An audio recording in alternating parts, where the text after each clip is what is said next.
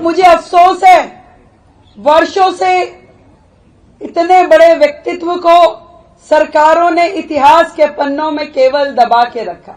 हम पूरा पखवाड़ा चलाएंगे और अपने हर एक स्कूल में उनके जीवन परिचय का असेंबली करेंगे, बच्चों को ज्ञान देंगे, बच्चों के बीच में अनेक प्रकार के कार्यक्रम करते हुए हमारे लाखों बच्चों को बाबा साहब के जीवन से प्रेरणा मिले, इसके लिए सरकार काम करेगी।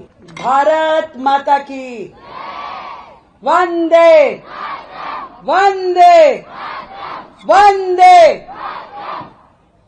एक बार मेरे साथ जोर से जयकारा लगाएंगे। डॉक्टर बाबा भीमराव अंबेडकर, डॉक्टर बाबा भीमराव अंबेडकर। बाबा साहब अमर रहें और उनके दिखाए हुए रास्ते भी हमारे दिलों में, मस्तिष्क में अमर रहे। इसलिए आज उनकी जन्म जयंती पूरे देश में, पूरे विश्व में धूमधाम से लगातार उत्सव के रूप में कई दिनों तक मनाई जाएगी। ये उत्सव पूरे देश में रोजाना चल रहे हैं और कल का दिन तो अत्यंत भव्यता से पूरा देश मनाएगा। अगर बाबा साहब को भारत का भाग्य विधाता, भाग्य लिखा उन्होंने भारत का, नहीं तो ये 140 करोड़ लोगों का देश इतनी आसानी से, इतनी सुलभता से, इतनी इंटीग्रिटी से, मेल मिलाप, प्रेम प्यार से चल ही नहीं पाता। न जाने कितने ही देशों का संविधान पहले उन्होंने पढ़ा और फिर भारत का संविधान रचा और ऐसा संविधान बनाया जिसमें किसी त्रुटि होने का कोई इसमें अंदेशा ना रहे। पूरे विश्व के संविधानों को मिला के एक सुंदर, सर्वव्यापी, सर्वस्पर्शी यदि किसी का संविधान है तो वो भारत का है, जिसकी उपयोगिता आज भी है और आज से 100 साल बाद भी वैसी ही रहेगी। हम सौभाग्यशाली हैं, नहीं तो कोई कसर नहीं छोड़ी थी भारत के आक्रांताओं ने भारत को लूटने के लिए या यहां रूढ़िवादी बनाने के लिए। किस तरीके से समाज गर्त में जा रहा था। ये छोटे छोटे बच्चे क्या समझेंगे जाति प्रथा, समाज की कुरीतियां, परंतु उन्होंने जो किया, एक एक विषय को स्पर्श करते हुए देश कैसे आगे बढ़े, हर नागरिक के अधिकार से लेकर कर्तव्यों का वर्णन।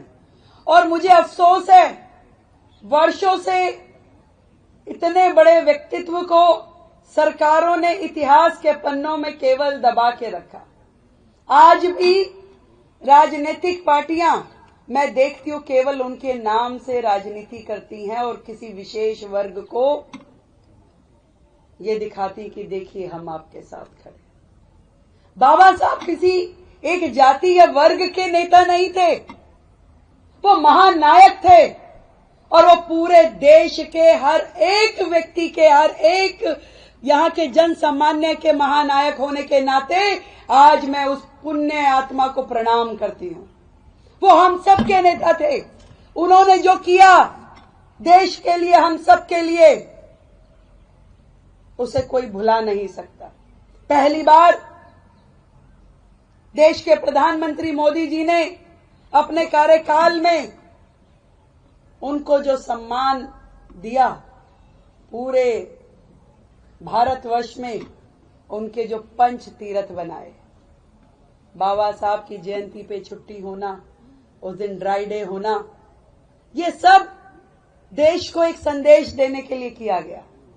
और न जाने उस शख्सियत के लिए, उनको स्मरण करने के लिए हम सबको भी रोजाना एक कोई नया अच्छा काम अपने समाज के लिए, अपने देश के लिए, मातृभूमि के लिए करना चाहिए। बाबा साहब को अपने दिलों में यदि जीवित रखना है तो हमारे कर्म भी वैसे होने चाहिए। और मैं ये विश्वास दिलाती हूं, दिल्ली सरकार बाबा साहब का जीवन जीवंत करेगी और उनके आदर्शों पे, उनके नियमों पे, उनके समानता के मार्गदर्शन पे काम करेगी और दिल्ली में रहने वाले हर एक व्यक्ति को उनके अधिकार मिले, ये कर्तव्य सरकार का है और उस पे काम करेंगे।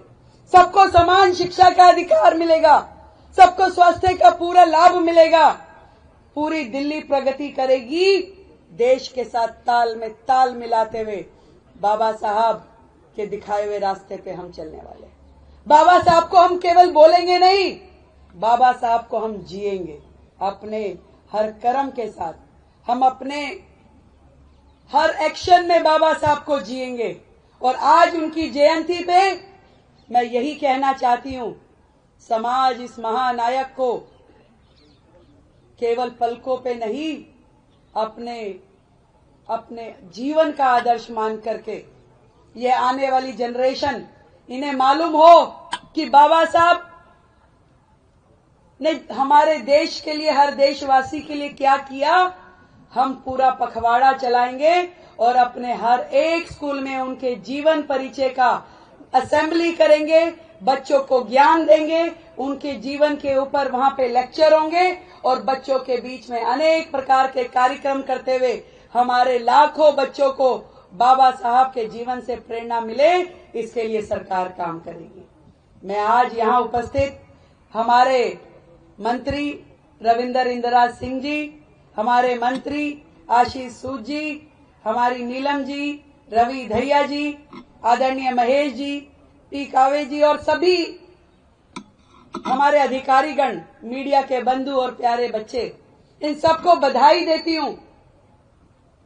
बाबा साहब नहीं होते तो भारत भारत नहीं होता। इसलिए आज उनकी जयंती पे उनको कोटि कोटि नमन और कोटि कोटि प्रणाम। जय हिंद, जय भारत।